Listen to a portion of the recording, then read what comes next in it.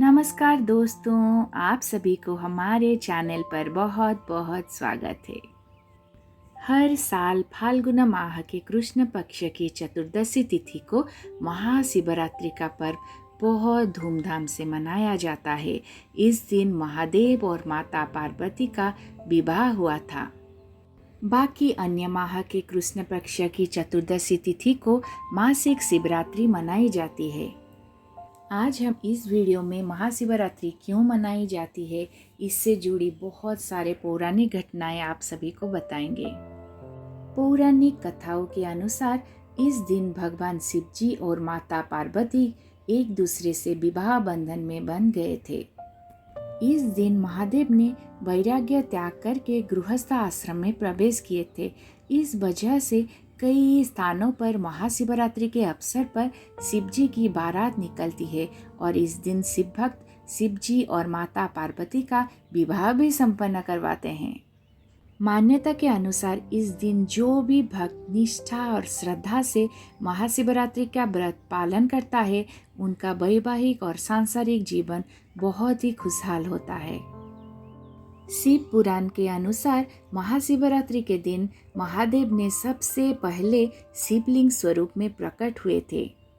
पौराणिक कथाओं के अनुसार महाशिवरात्रि के दिन देश भर में 12 ज्योतिर्लिंग का प्रकट हुआ था। इन 12 ज्योतिर्लिंग के प्रकट होने के उत्सव के रूप में महाशिवरात्रि बहुत धूमधाम से मनाई जाती है और भगवान शिव जी की पूजा अर्चना भी की जाती है। अभी हम महाशिवरात्रि की व्रत की कथा सुनेंगे। शिव पुराण के अनुसार एक नगर में चित्रभानु नामक एक शिकारी अपने परिवार के साथ बहुत खुशी से रहता था। उस पर साहूकार का बहुत सारे कर्ज था। कर्ज न चुका पाने से साहूकार ने उनको बंदी बना लिया। उस दिन महाशिवरात्रि भी थी। शाम को साहूकार ने चित्रभानु को छोड़ दिया और एक दिन का समय दिया। सारे कर्ज चुकाने के लिए बोले। तभी चित्रभानु जंगल की ओर गया ताकि कोई शिकार मिल जाए। रात हो गई लेकिन कुछ हाथ में नहीं आया। फिर चित्रभानु ने एक तालाब के पास जाके पहुंचे और वहां पर एक बहुत ही बड़ा बेल का पेड़ था। पेड़ के नीचे एक बहुत बड़ा शिवलिंग था जो कि बेल पत्ते में ढक गया था। उसको पता भी नहीं था कि वहाँ पर शिवलिंग है। वह रात में बेल पत्र तोड़ता रहा और वो शिवलिंग के ऊपर जाके गिर रहा था। चित्रभानु ने पूरा दिन और रात कुछ भी नहीं खाए थे। इसी तरह से उन्होंने शिवरात्रि का व्रत अनजाने में ही पालन कर दिया। रात बीतने पर एक हिरनी तालाब में पानी पीने आई। वह गर्भवती थी। चित्रभानु मौके के तलाश में था कि उनको शिकार चाहिए। जब उन्होंने धनुष और बाण लेकर शिकार करने के लिए सोचे, तभी हिरनी की नज़र चित्रभानु पर पड़ी।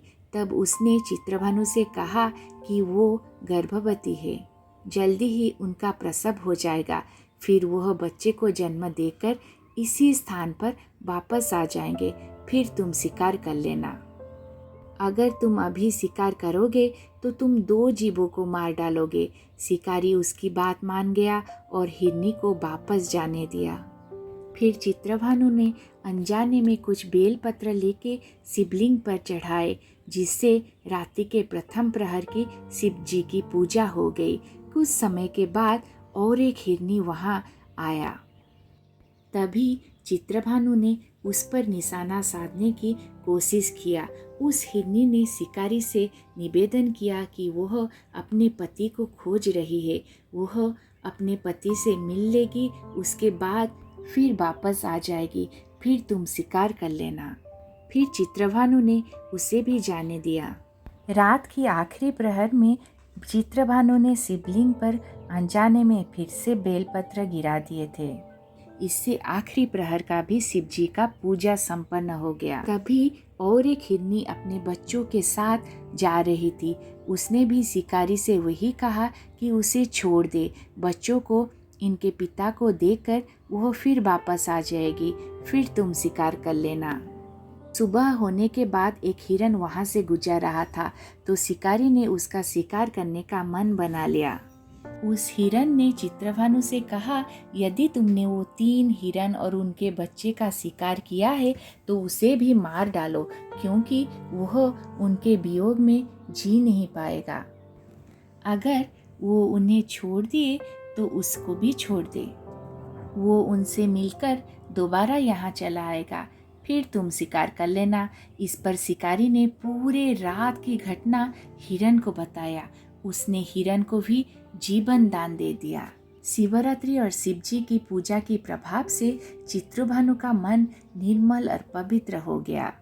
कुछ समय बीत गया, फिर सारे हिरन अपने पूरे परिवार के साथ शिकारी के सामने आ गए ताकि वह उनका शिकार कर ले और उनका वचन भी पूरा हो जाए। हिरन और उनके परिवार की वचनबद्धता देख के चित्रभानु को भी बहुत दुख हुआ। चित्रभानु का मन तभी तक पवित्र हो चुका था। उन्होंने सारे हिरन परिवार को जीवन दान दे दिया। अनजाने में हुई शिवरात्रि का व्रत के प्रभाव से चित्रभानु बहुत परिवर्तित हो गया था। इसके फलस्वरूप चित्रभानु को बहुत ही पुण्य लाभ हुआ। फिर उनकी मृत्यु के पश्चात सारे शिवगण उनकी आत्मा को अपने साथ शिवलोक ले गए। अगर आपको यह वीडियो पसंद आई, इसको लाइक कीजिए, शेयर कीजिए और सब्सक्राइब करना मत भूलिए। फिर मिलते हैं अगले वीडियो पर। आप सभी को इस महाशिवरात्रि की हार्दिक शुभकामनाएं।